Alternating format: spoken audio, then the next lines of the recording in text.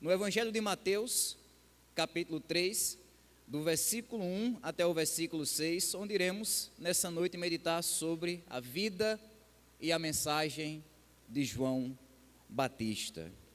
Mateus 3, do versículo 1 em diante, o nosso texto bíblico diz isso. Naqueles dias, apareceu João Batista pregando no deserto da Judéia. Ele dizia: arrependam-se, porque está próximo o reino dos céus.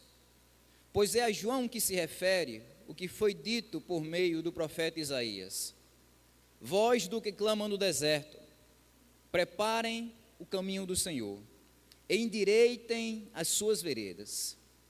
João usava uma roupa feita de pelos de camelo e um cinto de couro. O seu alimento eram gafanhotos e mel silvestre. Então os moradores de Jerusalém, de toda a Judéia e de toda a região em volta do Jordão, iam até onde ele estava, e confessando os seus pecados, eram batizados por ele no rio Jordão. Que Deus assim aplique essa porção da palavra dele em nossos corações. Quando nós andamos pelas ruas da cidade, nós vemos, como diz Charles, os papeizinhos, as bandeirinhas, os balões, os enfeites espalhados pelas praças, pelos postes, pelos prédios, e nós já começamos a sentir a presença daquele período do ano que nós denominamos como período junino, o famoso São João, uma comemoração, por sinal, muito forte no calendário de muitos, especialmente aqui no nosso interior. Tenho certeza que até mesmo vocês que são crentes carregam lembranças, por exemplo, da infância, de como esse período do ano era empolgante. Eu lembro da garotada ir lá na serraria de papai, lá na Travessa Tiradentes, pegar bagaço de pó de serraria para jogar na fogueira, e eu ficava empolgado com aquilo, saía na bicicleta, e com certeza você carrega uma memória de interação com esse período, sabe? A fogueira, o parque chegando na cidade, as comidas ou festas, danças, roupas, eventos e por aí vai. Por mais que a gente reconheça o aspecto cultural desse período, expresso no milho, na pamonha, na canjica, nas roupas, nas comidas típicas, a gente não pode subestimar também que esse período ele traz consigo um aspecto que é espiritual. E um aspecto espiritual que muitas vezes se apresenta de forma bastante negativa. É aquele período do ano, por exemplo, onde as pessoas começam a alimentar diferentes superstições no coração que não têm absolutamente nada a ver com aquilo que está na palavra. A ideia de que quem passa por cima de uma fogueira ou acende uma fogueira vai ser abençoada de modo a atrair sorte para si e afastar os espíritos malignos com essa fogueira e coisas desse tipo. Mas dentre os muitos males espirituais que poderíamos citar aqui, eu penso que o pior deles, nesse período, é a prática religiosa que faz uma multidão enorme de pessoas se reunirem ao redor de uma suposta imagem de João Batista para oferecerem veneração, adoração, culto, oração e reza para essa imagem. Uma prática que se enquadra perfeitamente naquilo que a Bíblia condena como idolatria. Isso acontece porque todas as vezes que nós oferecemos para um ser humano, seja ele quem for, algo que só pode ser oferecido apropriadamente ao Criador, ao próprio Deus, nós estamos recorrendo, nós estamos cometendo o pecado que a Bíblia chama de idolatria. Um mal que é condenado em cada página das Escrituras. O que significa, queridos, que a maior parte da prática religiosa desse período está diametralmente contrária, oposta ao que nós vemos nas Escrituras. E o texto que a gente leu aqui nessa noite mostra isso com muita clareza. Aqui nós encontramos um exemplo, um texto que mesmo numa leitura básica, escancara diante de nós o abismo colossal que existe entre aquilo que João Batista foi de fato no passado e aquilo que as pessoas atribuem a João Batista no presente, especialmente nesse período do ano. Porque esse texto, dentre os muitos ensinos que ele traz para nós, ele apresenta a verdade básica que João nunca pretendeu ser um substituto de Jesus. João sempre se contentou em ser um precursor de Jesus. João nunca teve a intenção no seu coração de tomar o lugar de Jesus, mas sim a firme convicção da sua missão de preparar o lugar para Jesus. Havia uma prática na antiguidade muito comum, que quando um rei tinha na sua agenda uma visita a uma certa localidade, ele mandava à frente da comitiva real um arauto, um precursor. Era um homem que ia à frente da comitiva real para preparar o caminho. Ele ia organizar as estradas, preparar as estradas como uma espécie de engenheiro, ele organizava a hospedagem que o rei iria utilizar, organizava as festas, os eventos que iriam acontecer, ajeitava até mesmo o espírito do povo que ia receber o rei, organizava a limpeza da cidade e tudo mais. Era um homem que ia literalmente preparar o caminho para que tudo estivesse perfeito para a chegada do rei. João Batista fez exatamente isso. Ele foi chamado pelo próprio Deus com a missão principal de preparar o povo de Israel para a chegada do grande rei, para a chegada do Messias. E fez isso, como o nosso texto começa dizendo inicialmente, através de uma mensagem num lugar que poderíamos dizer que é meio ímpar, meio estranho, meio diferente. Porque no versículo 1 está escrito que naqueles dias, João Batista apareceu, pregando no deserto da Judéia.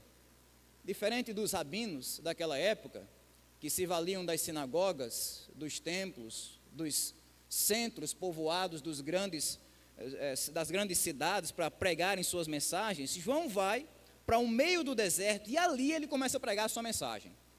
Se fosse em nossos dias, com certeza João seria condenado por muitos escritórios de marketing ou publicidade, porque ele está meio que sabotando a sua própria mensagem. Ele está indo para um lugar onde teoricamente ele vai ter o menor alcance possível, o menor engajamento possível. É como alguém tentar fazer sucesso hoje no final do Facebook, né? Não tem mais quase ninguém por lá.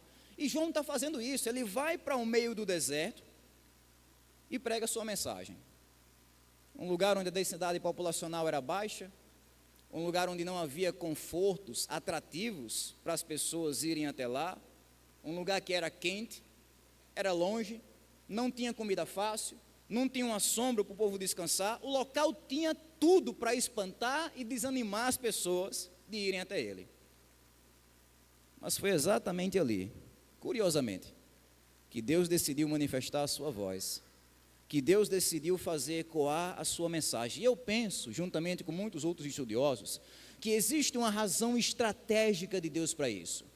Porque a mensagem de Deus começa a ser entregue no deserto para um povo que estava atravessando um deserto espiritual. É como se esse deserto no qual João está pregando fosse uma ilustração clara do estado espiritual do povo, do estado espiritual dos ouvintes. Depois de 4 séculos em que o povo de Deus não ouviu nem sequer uma sílaba da voz de Deus, saindo da boca de Deus, o povo passou a viver uma fase de sequidão espiritual. Estavam vazios, sabe? Estavam completamente secos da presença de Deus, apesar de estarem cheios de religiosidade. E aí Deus levanta João Batista, justamente para pregar ali, no deserto. É como se ali naquele deserto o povo pudesse ver por fora o deserto espiritual que estava destruindo eles por dentro. Uma sociedade vazia da presença de Deus. E nós podemos dizer que de lá para cá muita coisa, na verdade, nada mudou, né? Não mudou muita coisa. Nós vivemos em uma sociedade que continua vazia de Deus. Nós vivemos em uma sociedade que, apesar de estar repleta de religiosidade, está completamente vazia, seca, esvaziada daquela verdadeira espiritualidade.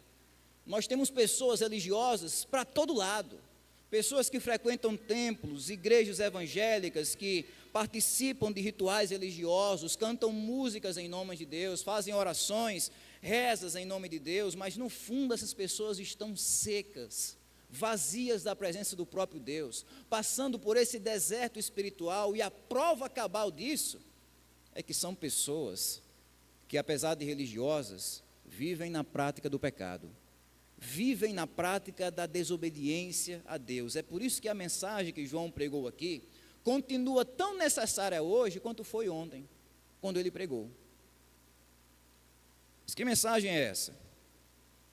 No versículo 2 está escrito que João dizia: arrependam-se, porque está próximo o reino dos céus. É aqui onde a mensagem de João começa. Ela começa mostrando a realidade do pecado.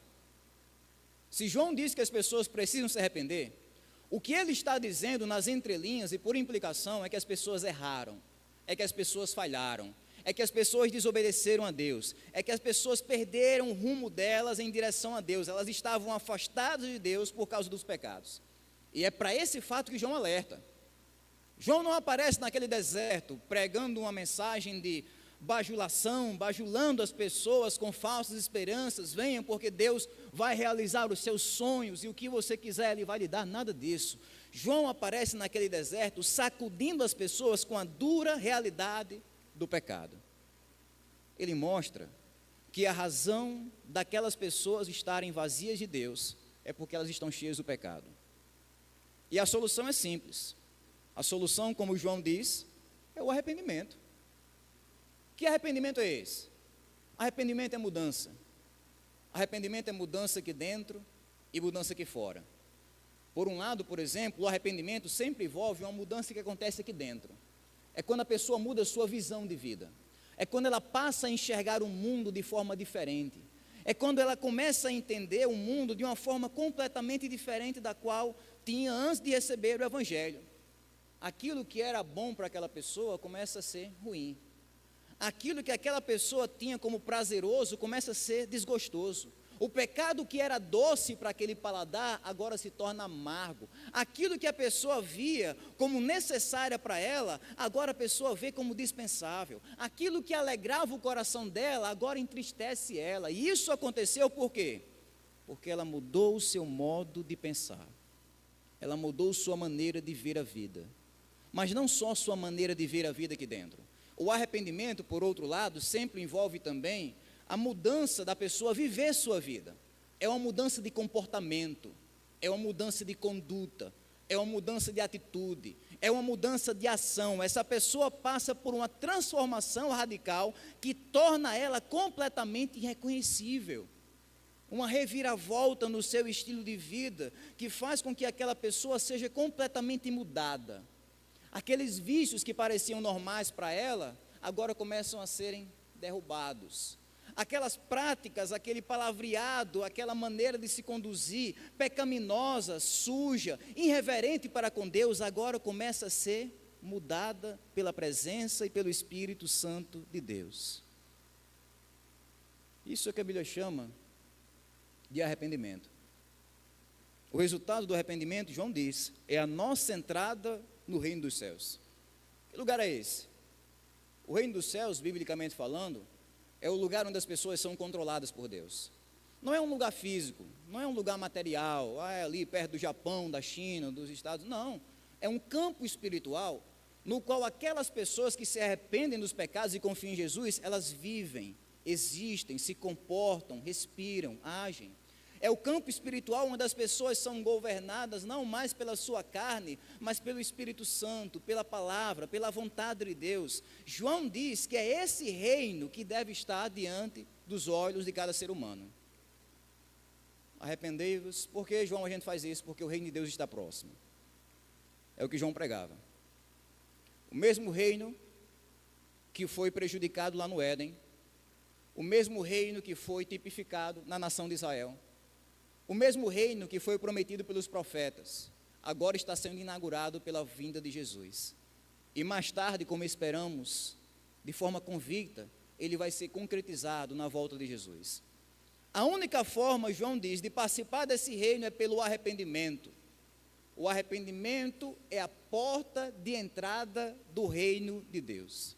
Não tem outra forma da gente entrar nesse reino, não tem outro passaporte, não tem outra viagem, não tem um atalho pelo qual a gente possa chegar nesse reino. O arrependimento é a única maneira de um pecador como eu e você participarmos do reino de Deus. É quando nós damos uma meia volta na nossa maneira de ver a vida. É quando nós damos uma meia volta na nossa maneira de viver a vida. É nós pensando de um jeito novo e vivendo de um jeito novo. É isso que a Bíblia chama de arrependimento, de metanoia, de mudança de mente. É deixar o pecado para trás para que assim a gente possa seguir a Jesus com fé e submissão. É o único caminho para o reino de Deus. Hoje nós vivemos numa época onde essa mensagem é quase criminalizada. É completamente impopular. A ideia de você se arrepender de algo que você fez não é algo que as pessoas aprovam lá fora, não. Pelo contrário, o lema da nossa época, o refrão da nossa época é: não se arrependa de nada. Não é isso que a gente vê na internet? Pessoas gravando vídeos orgulhosamente dizendo: eu não me arrependo de nada, eu só me arrependo do que eu não fiz. Se eu pudesse, eu faria tudo do mesmo jeito. Essas pessoas são aplaudidas como se elas fossem criaturas perfeitas, que nunca erraram contra Deus, contra o próximo ou contra si mesmas, ou se reconhecem seus erros. Essas pessoas têm a liberdade para errar como algo, um motivo pelo qual devem se orgulhar. Porque para elas, o arrependimento é sempre um sinal de prejuízo. Obrigado, Jamila. Sempre um sinal de prejuízo. Mas em contraste com isso, João Batista diz que o arrependimento é um benefício, porque ele nos inclui no reino de Deus. Ele impulsiona a gente a consertar nosso relacionamento com Deus. Não é um retrocesso, não é um prejuízo, não é uma desvantagem, não é o maior investimento espiritual que um ser humano pode fazer na vida. Se arrepender sinceramente dos seus pecados, diante do seu Criador, diante do Evangelho de Jesus Cristo. Seguindo no texto, nós vemos que João, ele possui um embasamento muito forte para dizer o que diz, para pregar o que prega, para anunciar o que anuncia. Porque essa autoridade que João tem nessa mensagem é uma autoridade que vem do próprio Deus, uma autoridade divina.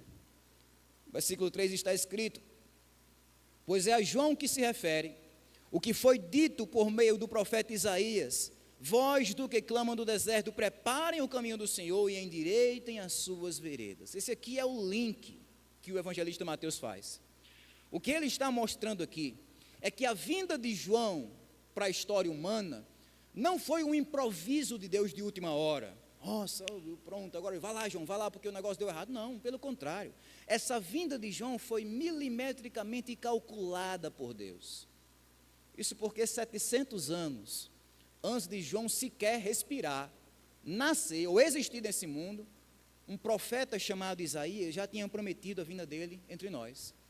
João aparece na história humana como uma prova viva da fidelidade desse Deus que nunca falha em cumprir sua palavra. Ele aparece na história da redenção como aquele que foi prometido, enviado e investido da própria autoridade de Deus para cumprir sua missão. A missão, nas palavras de Isaías, de ser a voz. João é a voz. João não é a mensagem. João é a voz que comunica a mensagem. João não é o conteúdo. João é a voz que repassa o conteúdo. João não é a salvação. João é a voz que aponta para a salvação. Ele é a voz. A voz não existe para si mesma. Não há nenhum motivo para vocês estarem aqui ouvindo a minha voz rouca aqui nessa noite por si mesma. A gripe acabou com ela. Não tem. Mas se a minha voz comunica para vocês uma mensagem que é muito maior do que a própria voz, então há sentido da gente estar aqui. A voz de João não existia para ele mesmo. A voz de João existia tão somente para apontar, comunicar, repassar, expressar as verdades relacionadas à salvação em Cristo Jesus. É para isso que João veio. Ele veio como uma voz que aponta e direciona para a salvação. Agora, pensem comigo. Você vê como isso é diferente daquilo que vemos em nossos dias? O João das Escrituras que conhecemos aqui é completamente diferente do João da nossa cultura. O João das Escrituras, por exemplo, ele não recebe adoração. Ele nunca pediu para alguém orar em seu nome, para alguém rezar para ele nunca pediu para que alguém se ajoelhasse e beijasse os seus pés, ele nunca disse que as pessoas deveriam fazer uma procissão em nome dele, ele nunca disse que as pessoas deveriam confiar nele para a salvação, ele nunca se dispôs a ser o padroeiro, protetor, representante espiritual de alguma vila ou cidade da Judéia. Pelo contrário, o João Batista não recebe adoração, não. Ele está ali tão somente para apontar para uma salvação. Porque diferente de Jesus, João não pode dizer: vinde a mim. O que João pode dizer é: vão até ele. E foi isso que ele disse com fidelidade no seu ministério. Ele conduziu as pessoas até Jesus. Ele exortou as pessoas a confiarem em Jesus. Ele exortou as pessoas a abandonarem os obstáculos que impedem elas de irem até Jesus. Ele fez com que as pessoas enxergassem em Jesus a salvação. E a grande ironia é que em muitos lugares aquele que veio para preparar o caminho da salvação hoje é confundido com a própria salvação. Mas como vemos aqui nas Escrituras, João nunca pediu isso para si, ele não queria atenção para si. O próprio estilo de vida de João, rejeitava esse tipo de atenção, esse tipo de adoração. Olha o que o texto diz no verso 4. João usava uma roupa feita de pelos de camelo e um cinto de couro, e o seu alimento eram gafanhotos e mel silvestre. Isso quer dizer que diferente dos sacerdotes, por exemplo, fariseus, saduceus, religiosos daquela época, que procuravam atrair atenção para si, usando trajes luxuosos e religiosos, as roupas de João eram extremamente simples. As roupas mais baratas do mundo antigo, as roupas que poderíamos dizer que é a roupa de um mendigo, de um Zé Ninguém, de alguém que passaria despercebido em qualquer esquina. As roupas que qualquer um podia fazer usando a carcaça de um camelo morto na estrada, uma roupa econômica e também durável para aguentar o tranco no deserto. E a dieta de João não era diferente. Qual era a dieta dele? Gafanhoto ao molho do mel. Um cardápio estranho para nós, né? Mas para as pessoas que eram pobres naquela época, era um cardápio comum.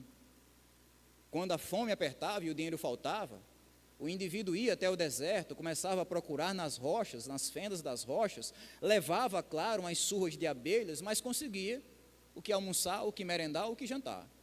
Gafanhoto e mel silvestre. Isso quer dizer, amados, que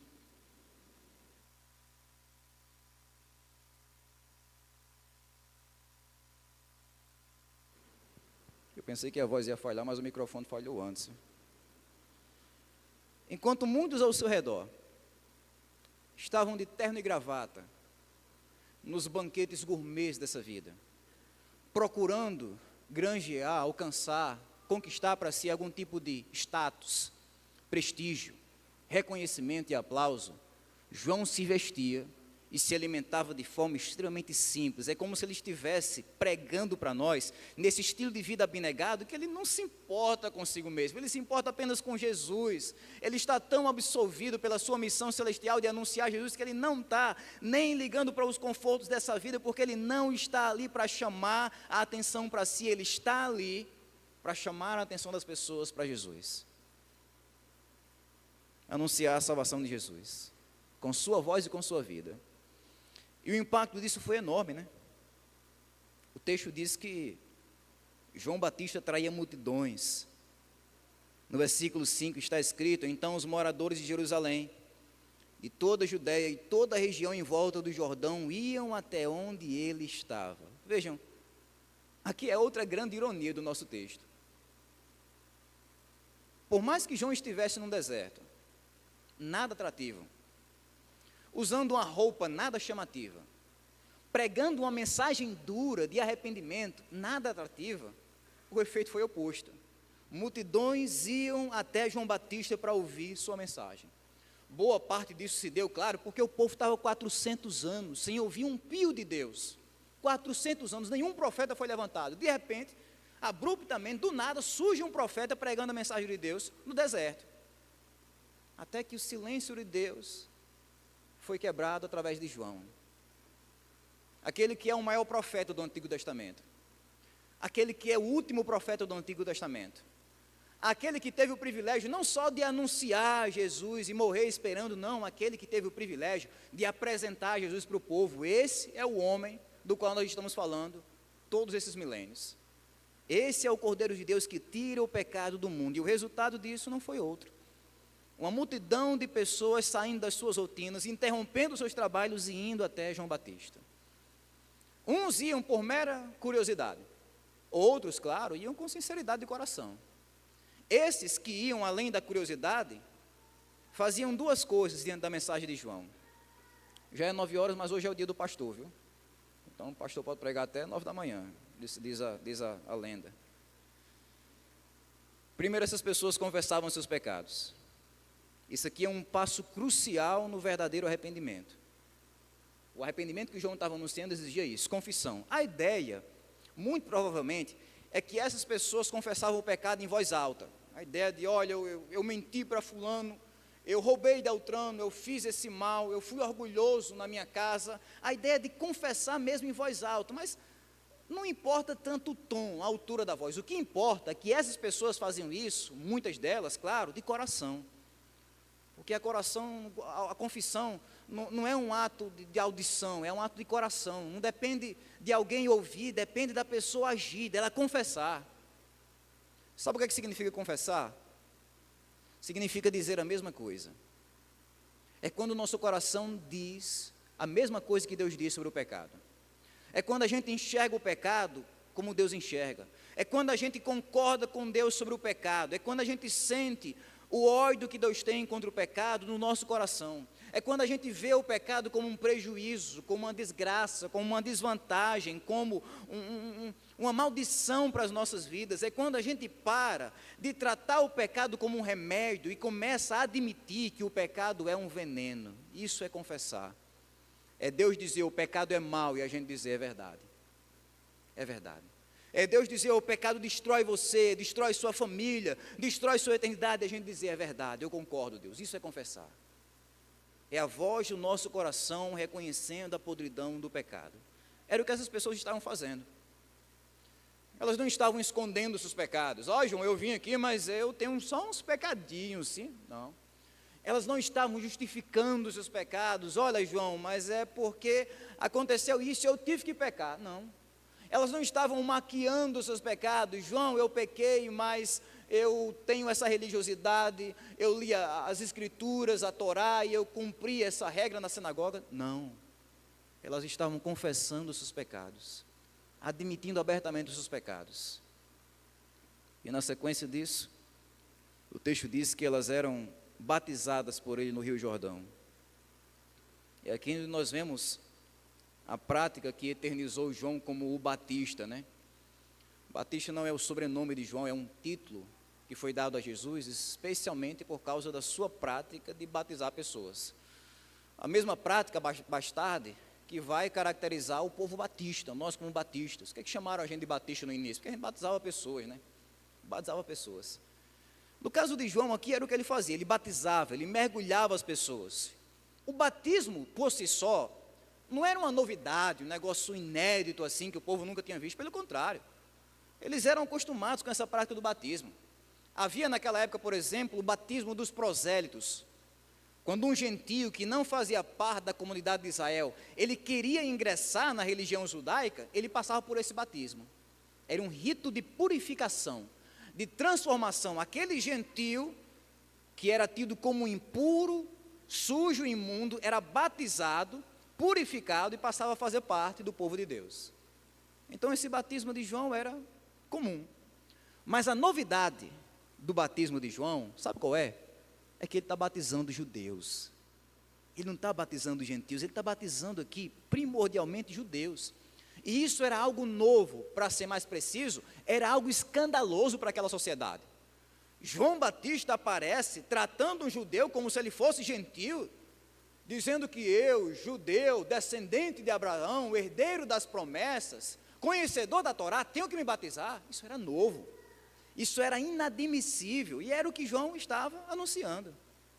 É como se João estivesse dizendo, olha, todos vocês estão no mesmo barco, todos vocês precisam passar pela purificação e transformação de Deus, porque o arrependimento começaria ali, quando aqueles judeus abandonassem a confiança na sua religiosidade, para admitirem a própria indignidade deles de entrarem no reino. de fazerem parte do reino do Senhor. Foi por isso que o batismo de João foi tão provocante, né? Aqui se inicia uma perseguição contra João Batista, que vai terminar com a cabeça dele num prato. Era provocante, era impactante, porque o batismo de João não exigia só esse banho do corpo, exigia um banho da alma. Um banho da alma nas águas do arrependimento, um sincero reconhecimento do pecado e um abandono resoluto dos mesmos, tanto dos gentios, como também dos judeus. Porque como João demonstra aqui para nós, amados, o arrependimento é uma necessidade universal, não é só para uns, é para todos. Quer você seja religioso ou ateu, quer você esteja em liberdade ou esteja numa prisão, quer você tenha muito dinheiro, muito estudo, pouco estudo, ou muito reconhecimento, pouco reconhecimento, cada pessoa desse mundo precisa se arrepender diante de Deus. Foi o que Jesus vai dizer, ou foi dizer mais tarde em Lucas 13, se vocês não se arrependerem, vocês vão perecer. Se arrepender, gente. Todos nós precisamos disso. Um arrependimento verdadeiro, um arrependimento sincero. Aquele arrependimento que faz a pessoa reconhecer que é pecadora aos olhos de Deus. Aquele arrependimento que leva a pessoa não só a admitir seus pecados, eu sou pecador, não, mas se entristecer, sinceramente, pelos seus pecados. Se ficar cabisbaixo, triste e contrito por causa dos seus pecados. Aquele arrependimento que faz a pessoa, inclusive, abandonar o pecado, porque não é só aqui dentro, é aqui fora. A mudança no estilo de vida da pessoa, é essa mensagem que João pregou. Arrependimento. Uma mensagem que continua tão válida hoje, como foi no dia em que saiu dos lábios de João Batista. Porque todos nós precisamos de arrependimento. Uns precisam desse arrependimento para a salvação, outros precisam desse arrependimento para a santificação, mas qualquer que seja o lado, todos nós precisamos desse arrependimento. Porque é através desse arrependimento e da fé sincera no Salvador, que nós podemos ter nossas vidas transformadas pelo Evangelho, que nós podemos chegar de fato ao reino de Deus. Não há atalhos, não há outro caminho, não há outra maneira, é unicamente através do nosso arrependimento sincero e da fé em Jesus Cristo, que nós passamos a viver uma nova história na nossa vida, uma nova história ao lado de Deus. Então a voz de Deus, amados, para o seu coração e o meu coração nessa noite, é que devemos se arrepender, devemos deixar o pecado de lado, devemos endireitar o nosso caminho, devemos tirar os entulhos, tirar os obstáculos. O que tem impedido você de ir para Deus? Talvez o Espírito Santo esteja alertando agora mesmo, sabe, aquela parte da sua vida que você olha para ela e diz, por isso eu não vou agora, por isso eu não quero agora o Evangelho. O que tem impedido, qual tem sido o obstáculo no seu caminho para a chegada do Salvador na sua vida? A mensagem que João Batista, como representante de Deus, traz a nós é essa: devemos remover os obstáculos, remover os entulhos. Essa é a verdadeira mensagem que João traz, é a mensagem do arrependimento. Não se trata de dançar diante de uma fogueira, se trata da gente se ajoelhar diante de uma cruz. Não se trata da gente viver um momento de festividade cultural, mas da gente viver um arrependimento sincero que resulta na santidade contínua da vida.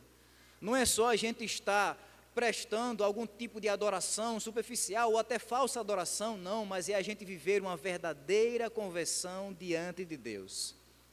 Uma conversão, inclusive, que resulta numa fé sincera em Jesus, que faz a alma abraçar aquilo que João anunciou em João 1,19. Jesus é o Cordeiro de Deus, que tira o pecado do mundo. Esse é o convite que a gente queria deixar para cada coração aqui nessa noite. Se você já é crente, se arrependa ainda mais, porque é através do crescimento nesse arrependimento que o governo de Deus, o controle de Deus vai se tornando cada vez mais abrangente na sua vida. Se você ainda não conhece o Evangelho, é sua oportunidade de fazer isso aqui nessa noite, de você tomar essa atitude, de se arrepender dos seus pecados, confiar em Jesus para a salvação e fazer parte desse reino que a Bíblia chama de reino dos céus. O reino que vai mudar você, o reino que vai alegrar você, o reino que vai envolver você numa amizade contínua, inquebrável e eterna com o próprio Rei, com o Rei dos Reis e com o Senhor dos Senhores, com o próprio Senhor Jesus Cristo. Se há alguém que deseja fazer isso aqui nessa noite, nós encorajamos o seu coração a fazer isso. Você pode levantar a sua mão, você pode sinalizar de onde você está, que você quer receber Jesus, que você quer se tornar um crente, que você quer se arrepender dos seus pecados e entrar nesse reino. O convite está aberto. Deixamos claro sempre o convite para que qualquer pessoa que queira fazer isso, mais individualmente, procure qualquer irmão, procure os pastores depois do culto, e com certeza a gente vai ter muita alegria de estar orando pela sua vida e encaminhando você para mais perto do nosso Salvador, do nosso Senhor Jesus Cristo.